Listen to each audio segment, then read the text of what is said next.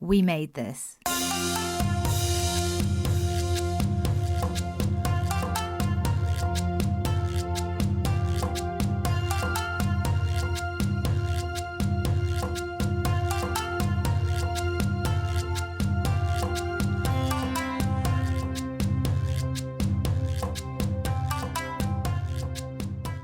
Welcome to the Japan on Film podcast. I'm your host, Perry Constantine. I've got, for those of you watching on YouTube, I've got my son down here in the corner, so sorry if he starts acting up a little bit. But I'm joined today by a returning guest, and that is Jenn. Jenn, how you doing today? Pretty good. We've had you on the show a few times, so I don't think we have to go through and have you introduce yourself to everybody again. So let's just jump right into the movie. Today, we are discussing My Friend A, which was in Japanese titled Yuzai, and we'll talk about what that title means in a little bit. And from 2018, a fairly recent one. And I believe that this was actually first released to streaming on Japan's WoW streaming service or cable network. I can't remember exactly what it is. It's one I don't have, so that's why. And my wife actually recommended this movie because she had heard about it. And ironically enough, when I sat down to watch it last night, she wasn't at home, so she still hasn't gotten to see it. But I had to watch it for the show, so I was glad you suggested it. And this is apparently based on a true story from what she told me, but I haven't really looked up much about that. But anyway, let's start talking about it. What is your history with this movie? Did you see it before you emailed me about coming on to discuss it, or was it just one that you had heard about, or what's your history with it? I've never heard of this. I was looking through like your stuff and I was like, ooh, I like Toma Ikuta. So I was like, I will watch almost anything he's in. And then watched this movie twice and was like, I'm so confused. There's a lot of plot in this movie. There's a lot of stuff that goes on. There's like so much happening. There's like 5 like distinctive characters that I was like, I feel like this should have been a TV show. Mm-hmm. And then I found out it was based on a book. And I was like, ooh, if I find the book and maybe I just like really quickly read through it or something, it'll help. But they don't have it in English. Yeah, that figures. I'm guessing that's slow. I'm guessing that's the true story that my wife mentioned. I'm guessing the book was maybe this reporter's account or something like that. So the title in English, the title is My Friend A.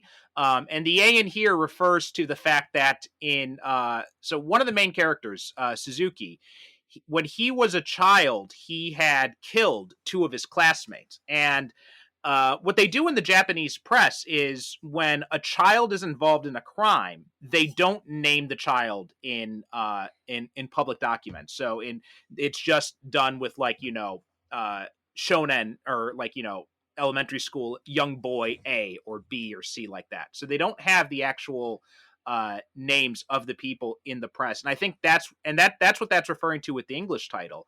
But the Japanese title is Yuzai. And I looked up this word because I'd never seen this before. And Google translated the kanji together as friendship, but my Japanese English dictionary said that it wasn't actually a word.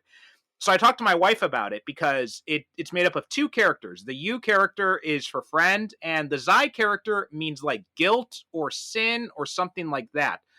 And I was asking my wife about it, and she said that it could have a few different meanings. It could mean like a guilty friend or feeling guilt about a friend or something like that. So that's kind of where the history of the title comes into it.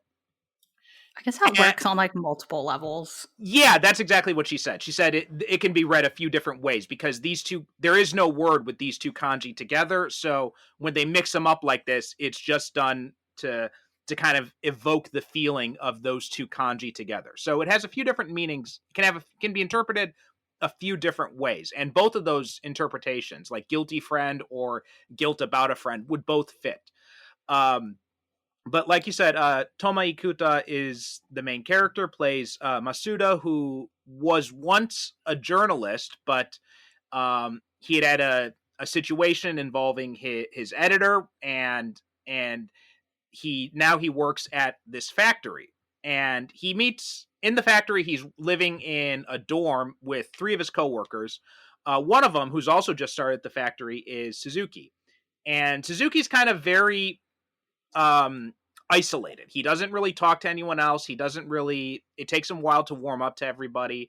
Um and he doesn't talk about his past at all. And when one of Masuda's former college friends, or it's not really made exactly clear, she's a reporter and she talks to him because there'd been a murder similar to one where these two elementary school kids had been murdered about 15 years ago, and she suspects it might be this same boy killer, which um, Masuda suspects might be Suzuki, based on what he knows about him.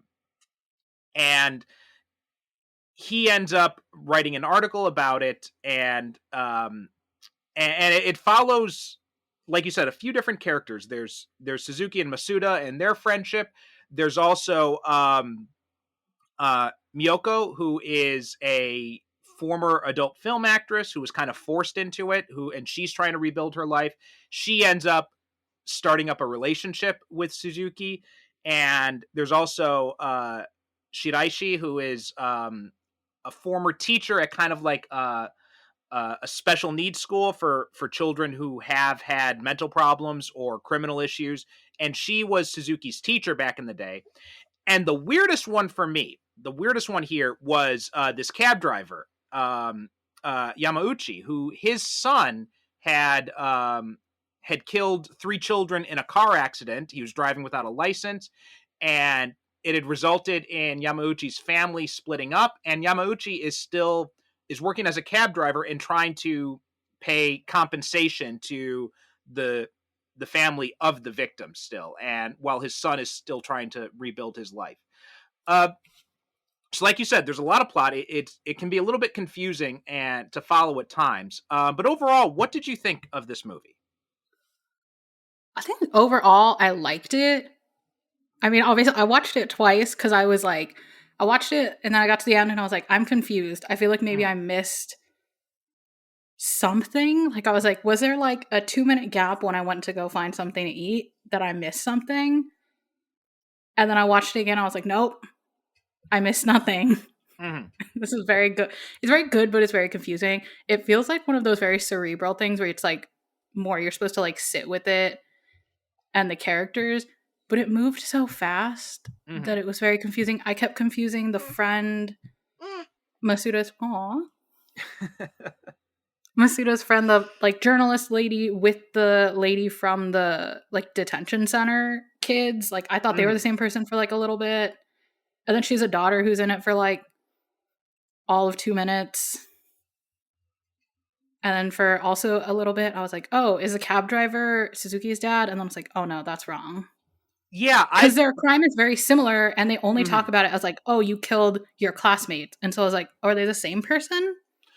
There's also something early on where when Yamauchi is in the store and they talk about your son and your wife were responsible, and they never really made clear like how his wife was involved in that too. And so at the time too, I also thought they were talking about Suzuki, especially because they found that sketchbook that Suzuki had where he had pictures, he had drawn sketches of this naked older woman. And so I had wondered, wait, so was his mom him and his mom involved in the murder of these two kids? And now Yamauchi is the father and is paying off. Like the whole Yamauchi subplot, it felt so disconnected. It that was one I think I get what they're trying to do with it, trying to show the effects of family on this, but he's the only one who has no direct connection to the rest of the story, unless I was missing something. Am I right with that? That's what I think. So that's why I was like, ooh, would this have made more sense if this was like a 5 or 6 episode like TV show Mm-hmm. and like each episode focused on like one of the people and you could see how they like interact with each other Yeah, if they do. But I was like, his scenes being so shoehorned and they were all short they were all and they very were short. Yeah. weird and like disjointed. And I was just like, oh. But then they would just kind of be like shoved in there. I almost feel like if you took him out, maybe it wouldn't work though. Mm-hmm. Because I'm like, I guess he was like an important. I guess it depends on what you take away from the movie. Yeah, I mean, I like the scenes with him, and I liked what they were showing about it because I had a different impression of this movie going into it, based on the description. Like, it kind of seemed like it was going to be like more of a suspense movie or a thriller in some ways, and like this whole idea of him trying to find out if this guy he's working with is a serial killer. So I was really kind of surprised that what we got instead was this meditation on guilt and how society deals with guilt. So it was a nice surprise, but it was definitely different from what I expected. Because if you read the summaries of this online or descriptions, it seems like it's a very different movie from what we end up getting. Did you have that sense too going into it? I'm not sure how much you had read about this movie before I had watching it. only read the short little like blurbs, and yeah, I thought that this was gonna be a like, ooh, people were actively dying in the movie, and it was gonna be some weird like suspense thriller where someone's like an investigative journalist and like trying to like figure out who the killer is and like being chased by like or something like that. Hmm. And then it was not. Yeah, yeah, And I it had was the like exact same idea. very different. I mean, it was still good, but I'm just like, it was very different than I expected. And I don't know if some of that comes from like, I've only ever seen Tomikta in fairly dramatic or very comedic roles. Hmm. So I think I expected him to go in one of those other two ways. So I'm like, Okay, maybe I that plays into it too. probably, yeah. I had no expectations going into it. I don't think I've seen anything else that he's been in, so I didn't have any of those impressions getting into it. Um, but I did like this kind of exploration of the way that Japanese society deals with guilt. And that's something we'll get into as we continue this discussion. But what were some things that really jumped out at you? We had mentioned the cab driver stuff and how that kind of felt disconnected from it. What other things kind of caught your eye in this? I think it's the fact that like Suzuki gets beaten up a lot. Hmm. And he never seems to fight back at people. He actually starts hitting himself in the head with a rock at one point. I was like, oh, taking a very drastic turn from where I thought we were ever going to go. Right. Yeah. Because when he's first getting beaten up by those dudes in the house, I was like, ooh, this is where it's going to turn. Hmm. And he's going to kill people. And then he just continues to get beaten up. Yeah. How he gets beaten up a lot in this movie, that jumped out to me as well, because there are these scenes when you think he's going to snap, when you think he's going to react in some way. Like when he meets the first time he meets Miyoko, right? When he sees her and her ex-boyfriend fighting, and he's just kind of standing there watching, and the ex-boyfriend turns on him and gets him roped into it. And you think he's going to fight back, but he doesn't really. He just kind of stands there and takes it. And also when his flatmate comes after him as well, uh, after when because he goes in there and he takes the and he starts and he smashes the TV screen when they find out that the ex-boyfriend has again. There's a lot of plot in this movie, so be prepared for spoilers, guys. Um, but we can't really talk about some of this without talking about some of these things that happen in it. But so Miyoko is a former porn actress, a former AV star. Her ex-boyfriend had forced her into it, and um, after she starts seeing Suzuki, which I'm not sure how they were able to find out Suzuki's address, but the ex-boyfriend leaves a DVD for them in the mail. So they find it, his flatmates start watching it, and they're like, "Oh, that's Miyoko. That's Suzuki's girlfriend in there." And then when Suzuki comes home and he sees them watching it, he tries to tell them to shut it off, and they don't. And then um, he smashes the TV screen, and the flatmate comes after him and starts beating him. And you keep expecting him to fight back, but he never does. In fact, he starts laughing instead. And also when he goes back to Miyoko's apartment and the ex-boyfriend shows up, he tackles the ex-boyfriend, but then also, doesn't fight back, and in fact starts pleading with the ex-boyfriend to kill him. And then he starts bashing his own head in with a rock, like you were saying. So yeah, I thought, and then that we get the understanding why, because in that scene when he's in the park with, or not in the park, but later when he's with Masuda, and he tells Masuda that the only way he can atone is by dying. And he tells him that he's not going to kill anyone again. He's not going to go down that road. So I took that to mean that he had taken almost a vow of nonviolence in a sense. I can see that. Because he does get beaten up. Like a lot. Mm-hmm. There's also the relationship, because we get this. And one of the things that kind of disappointed me is we get all this stuff with the cab driver and all these extended stories, but I really wanted to know more about Suzuki's past, because we only get vague hints about what happened. And we find out that Masuda says that Suzuki's mother had assaulted him, but we don't get much description of it beyond that. And then we see the thing where he has got the sketchbook, and he had sketched drawings of his teacher Shiraishi from the special needs school naked, and we see a few scenes where he interacts with her, when he speaks with her, but we never find out what their relationship was. Like, when he was sketching her like this, like, I was wondering, did his mother have a sexual relationship? Did she sexually abuse him?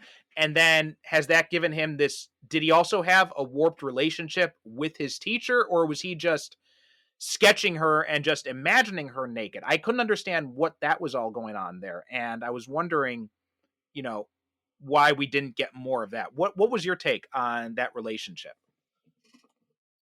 Oh my god, that was like the question mark that I always had. I was like, what was the point of that? Well, because it's like, yeah, you see the sketchbook, and then you're not super sure how they're tied together, but then, because the first time you see her, she's talking to that guy, and they're using his older name. Mm-hmm. So it's like he changed his name. But right. Then I didn't realize that they were connected, like that was the same person, until she goes to meet him. And then that's the first time you see him have like any emotion. And he's like really excited to see her.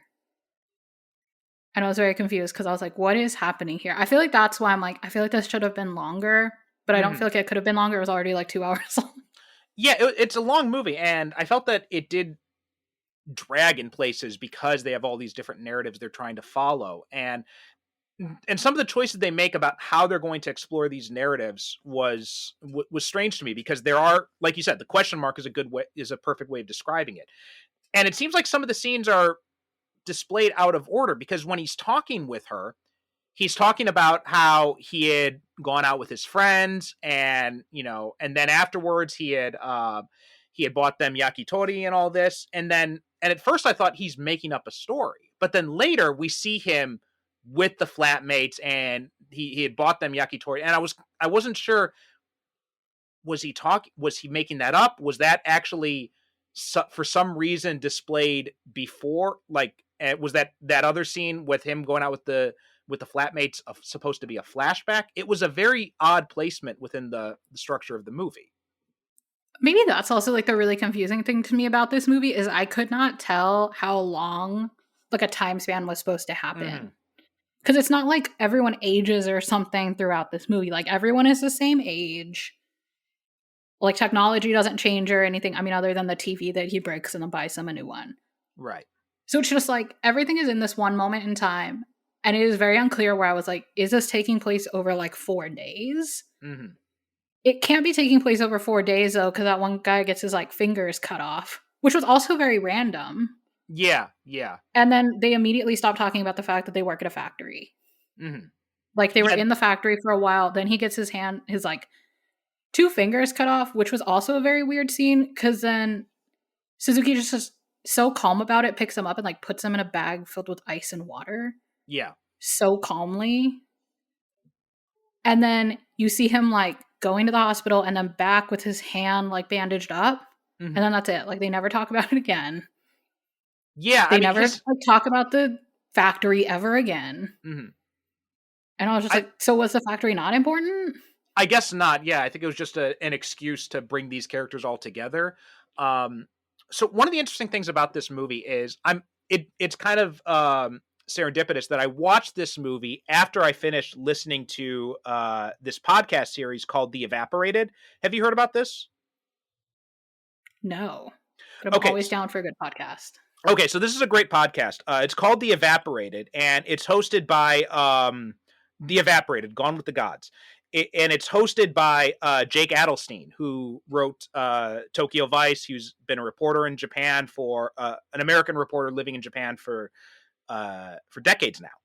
And what it's about is what got him started in this podcast is the idea of Johatsu, where people go missing, like people who choose sometimes of their own volition.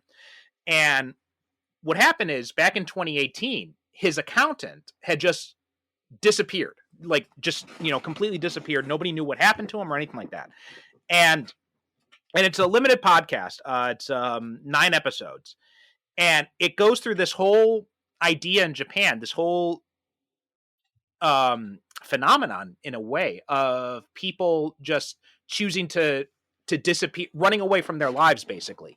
And it talks also about people who've been kidnapped as well. It goes into those types of disappearances, and it's like this whole shadow industry in Japan, where there are these night movers, where you pay them money, they'll come into your house in the middle of the night, move all your stuff out, and help you get set up in a new city. And there are different degrees of legality. There are some who just help you move out, and but there are other ones who will, help you get a new identity, even too. And those are obviously on the shadier end of things. And people do this for a variety of reasons. Sometimes they do it to escape debt. Sometimes they do it to escape abuse. They do it to escape, to try and reinvent themselves, whatever it might be. So it's this huge phenomenon. It's a really fascinating podcast. So I definitely recommend people check that out. And I'm glad I had finished listening to that before I watched this movie, because it gave a lot of that background context that I don't think I would have had otherwise. Because every single character in this, or at least the one, like the 3 major characters, right? We have Masuda, Suzuki, and Miyoko, and to a lesser extent Yamauchi. All of them seem to be in this situation where they have chosen to kind of run away from their lives and try to reinvent themselves. So I thought that gave a lot of context for this movie. So if I hadn't listened to that podcast, I think it would have been a lot more confused than I was. But the whole stuff with Miyoko, where she had gone to Tokyo against her parents' wishes after she had finished school, and she had said that, if you would ask me what I did, I would say that I had worked in a pub. I had worked in a bar. So I took that to mean like she was probably in one of these seedier bars where they offer sexual services. So some of them are straight up prostitution fronts. Some of them they will, because there are legalities of prostitution in Japan. If it's oral or anal, then it's legal. If it's vaginal, then it's considered prostitution. So there are bars in like red light districts where you can get like blowjob bars, they're called, or something like that. So I guess the impression there is that she had worked in one of these places. She had met this guy who was probably a client there or something, and he had started having her work in adult movies. And so she had made a bunch of these adult movies, and then she ran away, and he tracks her down. He finds her and starts harassing her to come back. And that's kind of how they get involved into Suzuki's story. Suzuki, obviously, right? He was someone who had been arrested as a child for these murders. And Japan generally doesn't try children as adults. So usually if there's a child offender, they'll put them in one of these special schools where these kids with behavioral problems or have committed crimes, they'll try to re-educate them, get them reintroduced into society. So that was kind of the thing with Suzuki and Shiraishi. And the whole idea is their criminal records are supposed to be kept secret. They're supposed to be sealed. So they're allowed to, restart their lives in a way. But of course, obviously that's kind of like the double-edged sword with this, because even though the law gives them a chance to rehabilitate and to reintegrate in society, the people in society, it's quite a different story. I'm not sure if you had any thoughts about any of that stuff. No, it's interesting. I need to listen to that podcast because I'm like, I didn't know you could just like pay people to like help you escape debt. Yeah, Maybe yeah, that's my dream. it's a big thing in Japan. So, That's yeah, wild though. it provided a lot of interesting context for me. So I'm glad that I had listened to that first. And just, pure happenstance, it happened, but that Just provided that context. no, it's interesting though, because like I watched a short documentary and I cannot now for the life of me remember if it was like on TV or on YouTube. I feel like it had to be on YouTube. I can't imagine it being on TV. Mm-hmm. About like I think it was about Japan's criminal justice system, specifically around like minors. Mm-hmm. And how there was like this weird, I don't know if they changed it because I don't remember how old this is. My brain doesn't do time well anymore. Where it was like, oh, there's like a certain age where they just kind of are like, oh, there's just like kids being kids. And it was like being taken advantage of by kids who were Mm-hmm. just like, oh, so you can like murder someone and it would not, like nothing would come of it because they would just be like, oh, kids. Right. And I'm Yeah, like, I yeah. don't think that's the same thing as like stealing from a store. Yeah, there are a lot of criticisms you can have of the It Japanese was criminal justice interesting. system. That's a whole other podcast. Yeah, I was Though. like, it was just interesting to this when I was Mhm. like, it made me remember it, and now I can't find it, and I looked for it on YouTube, but I wouldn't know what to look for Mhm. without really messing up my like Google Analytics and like suggestions. But I just remember that, and I was like, oh, but that didn't seem like what this was, or what that other guy, son, who then you see the Yes. son, and then you watch his wedding, which was very weird. Mhm.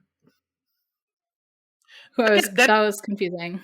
Well, I mean, one of the scenes I really liked in here, even though the stuff with Yamauchi feels completely disconnected from the narrative, and there was that one scene I liked when he when his son comes to him and talks to him, and his father's upset about the fact that his son's getting married. He's his fiance is pregnant, and he tells him, he's like, you took the lives of 3 children and now you're going to have a family of your own.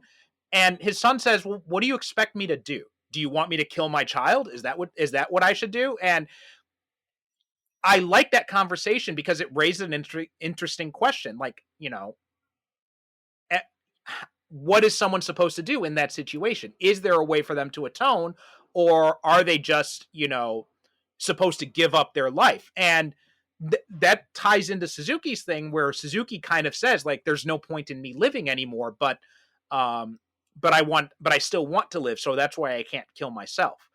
Um, so I thought that was a nice question raised about the idea of rehabilitation and atonement and all that. Did you have any takes on that? It's interesting. I'm thinking about it now and I'm like, I feel like this movie maybe would have been a little bit better if the 3 characters had been the like 2 main guys and the son. Mm-hmm. That dude's son. Or actually no, I like it being the dad. I feel like if they had focused more on those 3 stories, I feel like it would have been really impactful. Mm-hmm. Because I do feel like the 3 of them show different ways that we deal with guilt. Like Yeah. the dad, like the cab driver's lets his consume him. And then like Matsuda gets another chance, I guess. Yeah. There's also In a that. sense. And then Suzuki is like trying to atone for his, which then kind of puts the 2 ladies in their own kind of weird, like, oh. Mm-hmm. Yeah, I mean the whole thing, and we'll talk about Shiraishi because there's an interesting thing that happens with her and her daughter. But I did want to talk about the Yamauchi a little bit more, because that one of the things he does is when he's still living in that same town, and he goes and he's talking to he goes into a store, and the people who run the store, they're the parents of one of the girls that was killed by his son. And the father says something interesting at one point where he says, every time we get the compensation money from you, we're reminded again of what your family had done to us. And I remember thinking, I'm like, well, because that also goes to the idea of, like, what are you supposed to do in that situation? Because first off, it wasn't him, it was his son who did it, but you're still holding him accountable for it. and then he's paying you the compensation money, and you're mad because he's paying you the compensation money, but you're still accepting the compensation money anyway. So there's that hypocrisy aspect of it as well. Which is like, I get it though, because on like some end, I'm like, that must be in such a weird place to be in, where you're just like, it opens up that big question, which this is not the time or place for the question of like, how much is a human life worth, and like who gets to judge what like a human's life is worth, because we're all going to judge people differently based off like our experience with them. Like people are going to judge their children and close friends as more important, which is fair and understandable. Absolutely, yeah, yeah. I thought that was an interesting point. There's also some weird logic holes in this movie. So, I had mentioned about the fact that the ex boyfriend gives Suzuki the DVD, but my whole thing there is like, well, how does he know where Suzuki lives? That just comes out of nowhere. And I understand how he knows where Miyoko lives because he's tracked her down, but there's no sense of we needed a scene of something of like him following Suzuki or something to see where he lived, but that just comes out of nowhere because he doesn't know Suzuki's name, he doesn't know anything about him, and yet he's able to get this DVD delivered to him. And then also with so Masuda has this, he writes this article after he's doing after his former classmate or whatever, or colleague or whatever, talks to him about investigating. That's also a weird thing too, because she asks him to investigate this, and it seems like she's asking just, on a whim, but it's almost like I can understand it if she knew that Suzuki was working there or something, but that isn't touched on at all. It's almost like she just goes to Masuda, and it just so happens that Masuda is working with Suzuki. So that felt like a weird kind of coincidence. And then Masuda writes the article, and he's telling her that he doesn't want to publish it, but he lets her read it anyway. And he says, I still want to know what the truth is of all this, and I'm just trying to figure stuff out. But he says, I don't want this published at all. I don't want to be a reporter anymore. And she says to him, she's like, well, in it, you talked about the karaoke video. Can you show it to me? And he says, okay, I'll show it to you. He doesn't send her the video. He just shows it to her on his phone.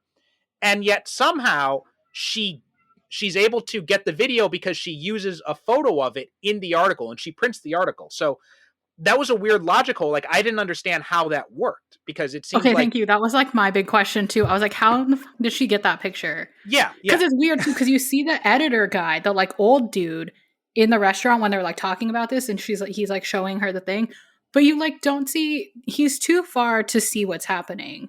mm-hmm. So it's like he couldn't have like taken a picture of his screen. Also, I've Right, tried to take a picture of like a phone screen, and it never ends well. yeah, But like, I was like, where did she get that photo? yeah, He would have yeah. had to Also, give it to her. Like, also, I just assumed that the ex boyfriend, someone who knew him, was like at the karaoke or something, because they're not in like a private place. There's like a lot of people around. mm-hmm. So I just assumed maybe someone saw them there and followed them. But that was also, yeah, made no sense. I was like, were they just like delivering porn videos to like random people in hopes that they just like got the right house and someone was like, oh, that's really weird that there's Yeah, just because people that got this and we're like, what's happening? right, yeah.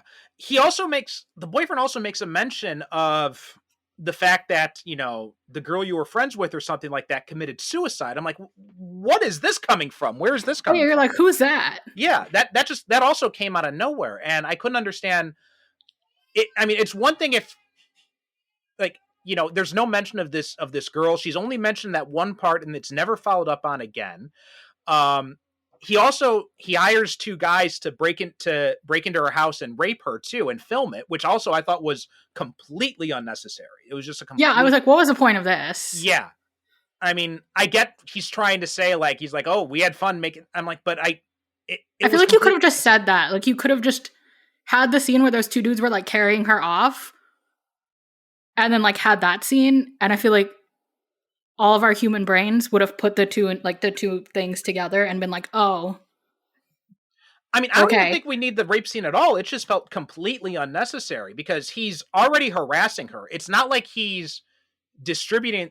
There's no evidence that he's distributed this new recording. So, plus, I'm not sure how you pass that off because it's you're filming a crime on. So that was another Yeah, I thing don't too. know. I But wonder though, is that like a plot device though? Is that just like a plot device to like be like, oh, because then Suzuki's there and then he gets upset enough that he tackles him and then gets the shit kicked out of him again. mhm. But it like made him do something. I mean, I mean, I don't like the idea of that being a plot device, yeah. but it very much felt like a plot device to be like, some form of something has to happen so that he will do something. I mean, yeah, I get what you're saying there. Although I I really don't don't like think. I think maybe that was the intention. I think you're right. I just don't think it's even necessary. I don't think you even need that plot device because you've already got the situation where the guy's stalking her. He's distributing these videos of her, and in that scene, she just got done telling Suzuki about her history with this guy and everything, so he knows the full story now. So I can totally understand that alone being enough to push him to tackling the guy. So you didn't need anything more in that scene. So the rape scene is just felt gratuitous and unnecessary. Yeah, it was also very out of place in such a somber movie. Mm-hmm. Otherwise, like very somber and very serious. Right. Yeah. Yeah. I'm laughing because I'm uncomfortable. It was so Not because I uncomfortable. find it funny, just because I'm very uncomfortable. It felt very uncomfortable. I felt the same way. I'm just like, I Just don't like, understand why we're watching this. yeah, and I was like, this feels like lightly long. Even if you were just trying to get the like idea across, this feels like longer than it needs to be. So I was like, I'm laughing because I'm uncomfortable. No, absolutely. I'm right there with you. It was It was very so odd. bizarre. Yeah. Yeah. Completely The unnecessary, only way completely I'm just tacked on. like, it's a plot device, Mm-hmm. which I don't love. But I feel like Yeah. that's the only way I'm like, it makes Yeah. sense because it's not like a character development. No, I not don't at know all. how that would be character development ever, but like, it wasn't. Yeah. It wasn't. It wasn't. It doesn't add anything. It's just let's move on from Yeah, that because let's I just think like there's move on. yeah. There's also that, but one of the things I liked about that too is how we see the different ways of reacting because Miyoko's terrified about people finding out about her past, but then we have that scene where and we find out like Suzuki goes to her apartment and he doesn't care, right? Because he's obviously done shit in his own life, so he doesn't care about her past. But then when she reads the article and she gets a message from him asking if he can come over, and she says, "No, I'm sorry, you can't." And then she leaves. She moves out of her apartment after that too. So that also shows the different levels of reactions. Like even someone who has had this incident about her past coming about has this whole situation where she's trying to escape her past. She's also not able to deal with it when someone else has that situation. So I thought that was it again, it shows like the different levels of hypocrisy in society. Also, that was one of my questions about timing too, Mm-hmm.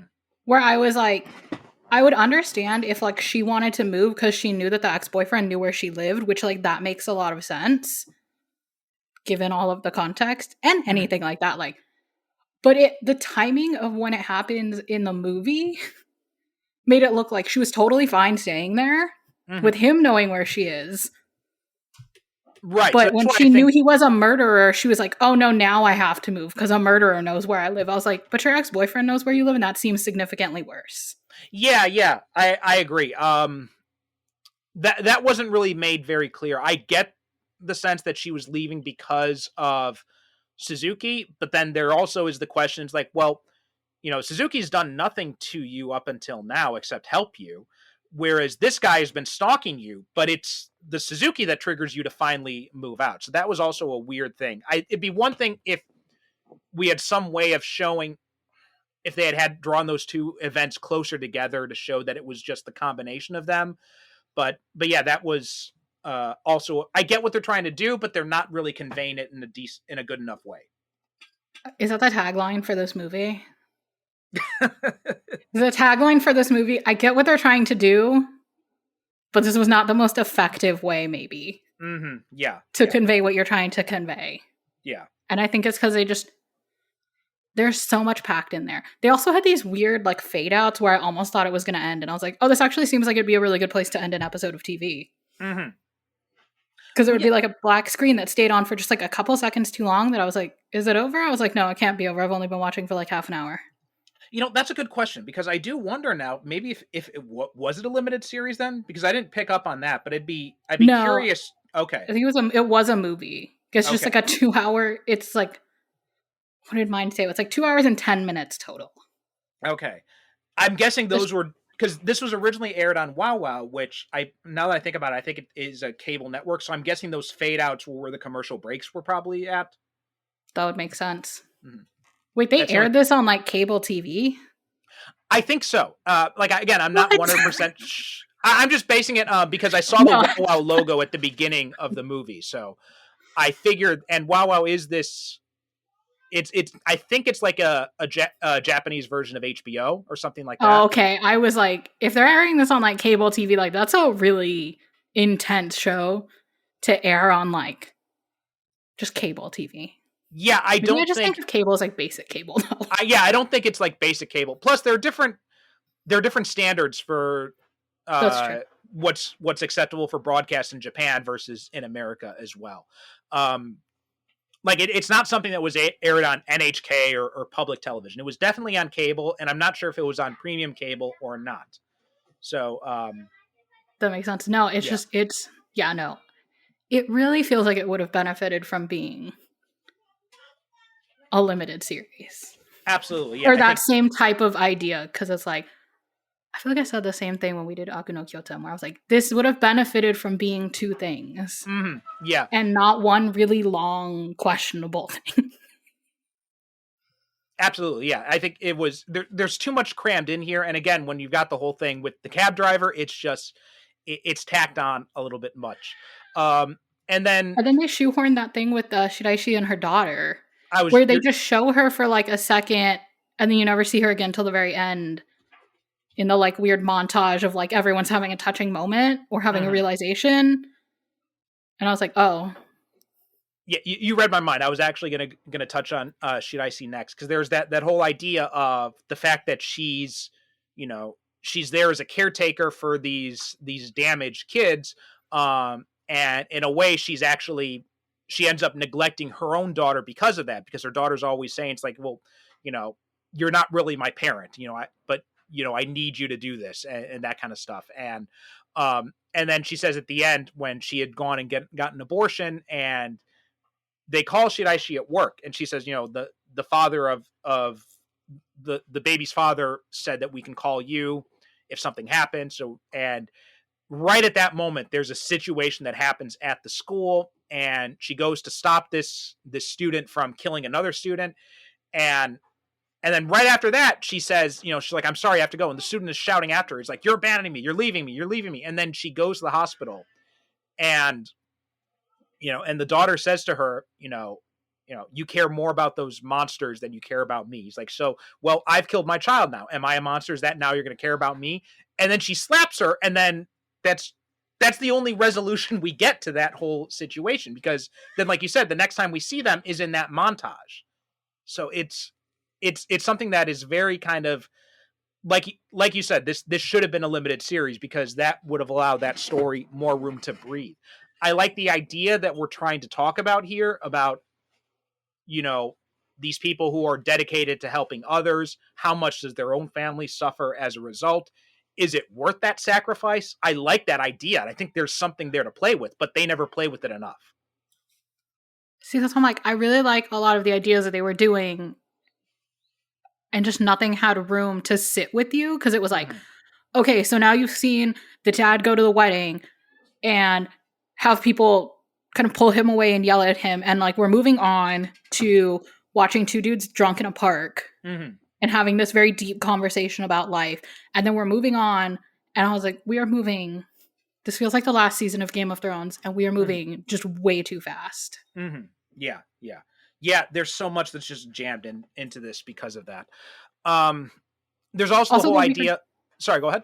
Oh no, I was gonna say also the weird question I think that we keep having about like time. Mm-hmm. and how time worked in it would have worked well in a limited series if you had like done one episode like per character, and then it would be established that like time is moving differently because each episode is starting in like a kind of different place and they're just gonna overlap. Where I'm Yeah, like, okay, that would make sense. or if we seem like the same scene played from two different perspectives in two different episodes or something like that. Yeah, I agree. That would have helped out a lot. Um, there's also the idea of the flatmates, because I think there was more to explore too with their relationship and how they react to what they find out about Suzuki, because they find out, they read this article and they're almost judgmental of Masuda at first. They're like, did you do this? And he's like, no, it wasn't me. And like, but they got the picture from karaoke. And then they're like, but I can't believe that a murderer is living with us. So there's something there to talk about, where the fact that they're angry at Masuda for exposing this, but then at the same time, they're horrified to know. So it's like, well, did you want to know or not? There's more to explore there, but it's just handled in that very brief scene, and then they never have enough time to pick up on it anymore. But then there was like weird scenes, right? Like there was that scene where that one dude is like laying on the floor throwing up. Mm-hmm. Where I was like, I feel like we could have cut out some of the length of those scenes and given them to other things with like the same characters. Yeah. And they would have better served the very long runtime.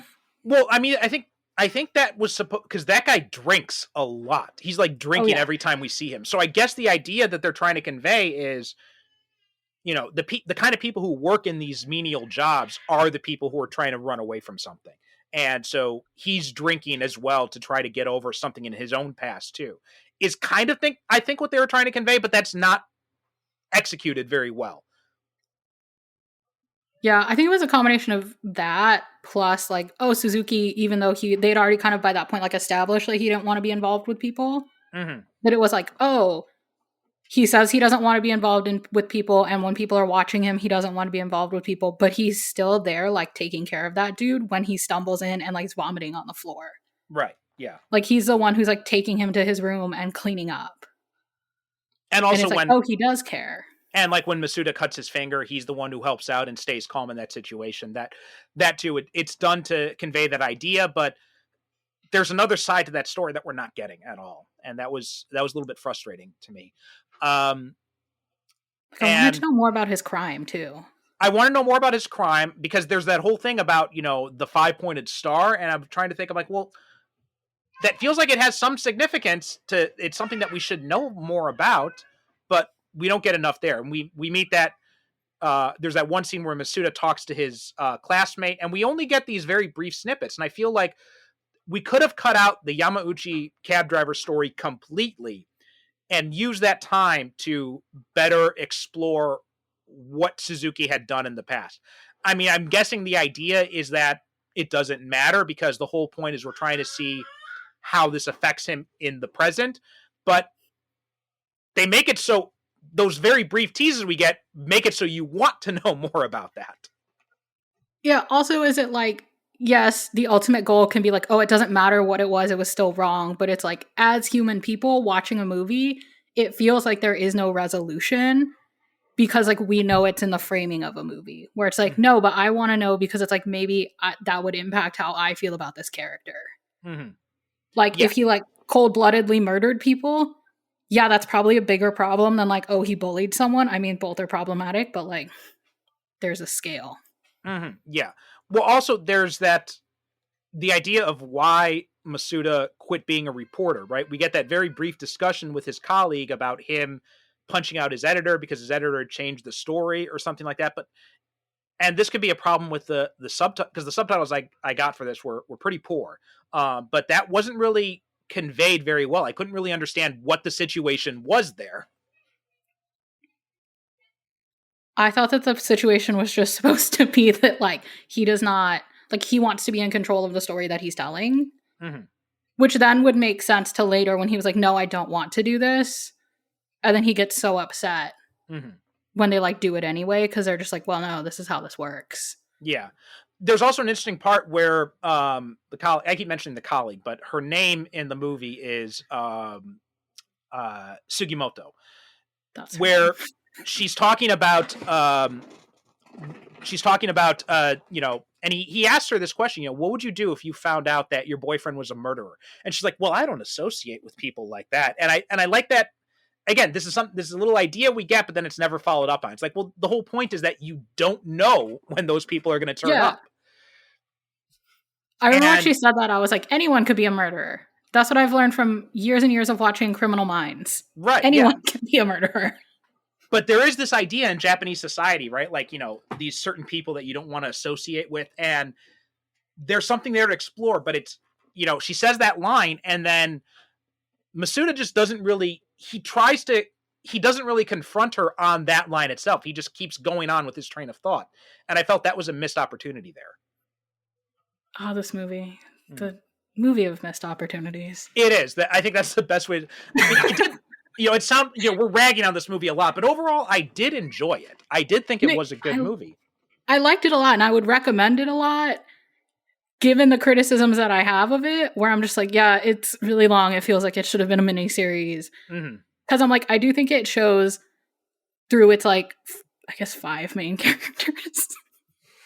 Like, these really interesting looks at, like, really how guilt can affect you, and, like, how it can affect the people around you, and, like, how you interact with society and people. And I think it's interesting because I'm like, yeah, I feel like every human person feels guilt about something. Maybe it's not to the degree of murdering people, or like a classmate calling you saying they're going to kill themselves and you saying, yeah, okay, you do you. Yeah, yeah. Like, maybe it's not to that level, but I'm also like, yeah, everyone copes in some way. And I do think like all 5 of those characters showed it in an interesting and very human way. Yeah, I agree. We didn't like get to really explore how those worked. Agreed. I want to talk about some of the performances too. So I thought, so you'd mentioned that Ikuto was the one who had drawn you to this movie in the first place. And I thought he did a pretty good job, but I think Eita was the one who really impressed me, right? The guy who played Suzuki. And he, also as a note, he was also in Train Man. He played the Hikikomori character in the movie Train Man, which we talked about way on in one of I think it was in season 2 or 3 of this show. Wait, he's in the movie or the TV? The movie one? Yeah. What? I need to go back and rewatch that. I love that movie. He played the Hikikomori character, the one who's always in his room. I love him. Yeah, he was one of the standout performances in that movie. So, and my wife, I remember now, my wife had mentioned that when she had picked this movie up, she said, "Oh yeah, it's the guy from Train Man is in this." I thought he did an amazing job. Right, he's got a very he manages to convey this idea of being, saddled with something. Like when you first see him, he's like almost always looking down. He like never looks anyone in the face. And then as the movie progresses, he slowly starts to open up, but he's got these very strange tics and mannerisms that make you realize there's something off about this guy. Yeah, he makes some very interesting facial expressions that were very kind of like, oh, if you weren't paying attention, you would miss them, and see just like his face switching back. And I was like, oh, that's actually, on my second watch, I was like, oh, that's actually kind of like very interesting and like only a little bit scary in like a good way. I was like, oh, does kind of seem like the face you would like kind of make when no one's looking at you. Like you see it when he's picking up the fingers. He like has a very different facial expression than he does when it's happening or when he runs after them. Which is why then for a second I was like, oh, was his crime really violent? Yeah. Because he was like very calm about all that blood. I was like, was his crime very violent? Or is it just because he's been getting the shit kicked out of him? Yeah, he does some really good stuff.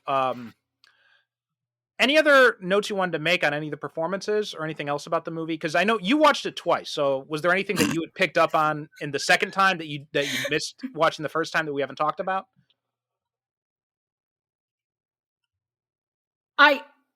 The girl confused me.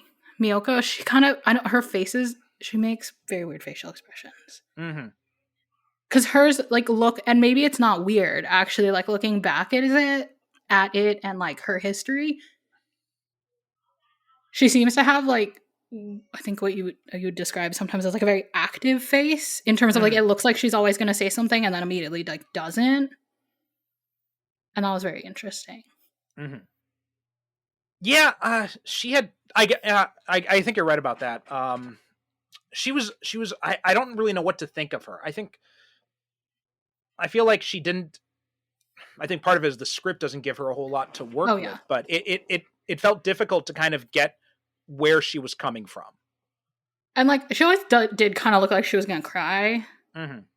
which I was like, so for some reason I was like, oh, that makes me look lightly uncomfortable, Well, also the which scene is when, fair. I was like, but that scene when Suzuki is bashing his head in with the rock, and her ex boyfriend, she asked her, it's like, is this the kind of person you want to hang around with? And she's just staring at him, and then she says, get away from me, get away from. And then I'm not sure if she's talking to Suzuki or the ex boyfriend in that scene. she was just talking to everyone, It seemed which like would it make because, sense. yeah, because she's staring at Suzuki, but then she kind of helps him after, and the boyfriend's the one, he's just like, this is disgusting, I'm out of here. And so that just felt, it was a very weird way to execute that scene, and I wasn't sure how, what we were supposed to get from her side of that. Like, if the boyfriend had stayed, like, then what would she have gone to Suzuki? Would she have run away from both of them? I couldn't really understand what was happening in that moment. I wonder if hers is like she wanted some like it's needing someone else to make a first move and then you making your move based off of like Hmm. what other people do. Because it's Yeah. yeah, like would it have been different if the like ex-boyfriend stayed and then Suzuki ended up killing himself? Hmm. Well, I mean, we'll never know. Yeah. Yeah. There's a lot of things that just aren't very clear in this. And I think that is the best way to summarize this movie. Is, like you said, it's a movie of missed opportunities. It's a movie that is both. It's paradoxically too long and not long enough for what we're trying to talk Yeah, about here. yeah. Oh, sorry. Do you have anything else to mention about it? No, I was just gonna say no. Yeah, you're right. It's like it's too long for what it did, but not long enough for what it could have done. Hmm. And it's like, but it can't be that much longer of a movie. Then you start getting that really questionable area. Right. Well, it does feel like one of those things where they weren't sure if they wanted this to be a TV show, like a season long TV show, or if they wanted it to be a movie. And I feel like maybe at some point in development, it was at one point, maybe it wasn't intended to be developed as a TV show. And then they're like, no, no, no, we don't have the budget for that. So we're going to make it a movie instead. I don't know. But that's That kind would of the, make sense. that's what it feels like, at least. Because it does feel like they wrote things with certain intentions Hmm. and maybe even filmed things with certain intentions. And then we're just like, oh, we have this footage. Mm. Kind Put of it like what somewhere. happened. Kind of like what happened with Mulholland Drive, because that was originally done as a TV series, and then the TV series got canceled. So then Lynch ended up turning it into a movie instead. Although they managed to cover that up very well in that, but here it feels like they didn't. Oh. Um. Anyway, I think that's all we have to say about My Friend A. Were there any final comments you wanted to mention about it? No, other than like, I thought Tomita did really well. From coming from my side of only seeing him in like very comedic roles and stuff, Hmm. seeing him do something very dramatic, he did very well. I feel like you don't always see people be able to like do both very well. Hmm. Yeah, yeah. I thought he did a good job. I think Eita is really the standout performance for me, Oh though. yeah. Um, but yeah, it's worth a watch if you can find it, but I'd say don't go out of your way to find it. There's some interesting ideas raised, and the performances are really strong in it, but it just, some of those story points just don't really quite connect. It's a movie that it's too ambitious for what they're trying to do with it. You can watch it twice and still be just so confused. uh, okay, Jen, do you have anything you wanted to promote before we close up? No? Okay. Well, thank you so much for coming on again. And so that'll do it for this episode of Japan on Film. JapanOnFilm is .com is the website, and we are Japan on Film on Instagram and Twitter. And also, please make sure to listen to the We Made This Network podcast. And that does it for now. Thanks so much for listening. Thanks for watching, and we will see you next time. The Japan on Film podcast is produced by me, Perry Constantine, in conjunction with the We Made This podcast network. Visit japanonfilm.com for show notes, episodes, merchandise, and information about being a guest yourself. You can also reach out to me on the website's contact form if you have questions or comments about Japanese movies or the show itself. Follow me on Twitter and Instagram at JapanOnFilm. If you'd like to help support the show, you can donate at japanonfilm.com, wemadethisnetwork.com, or by leaving a review on Apple Podcasts, Spotify, or wherever you get your podcasts. You can find links with information about each guest and join the discussion on the We Made This Discord in the show notes of each episode. And now, listen to hear what's coming up next on the We Made This Network.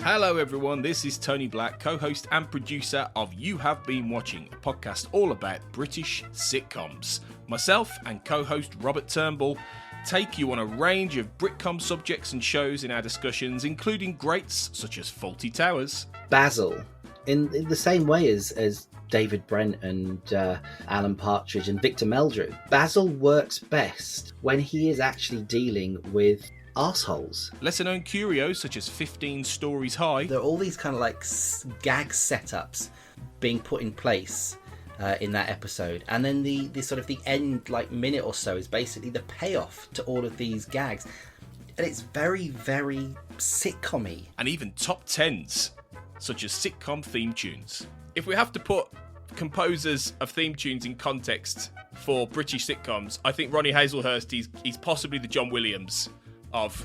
I was just going to say, he is the John Williams of I think he is. British sitcom. We're available on all podcast platforms and on social media at YHB Watching Pod on Twitter and Facebook. So please subscribe, get in touch, and come and have a laugh with us.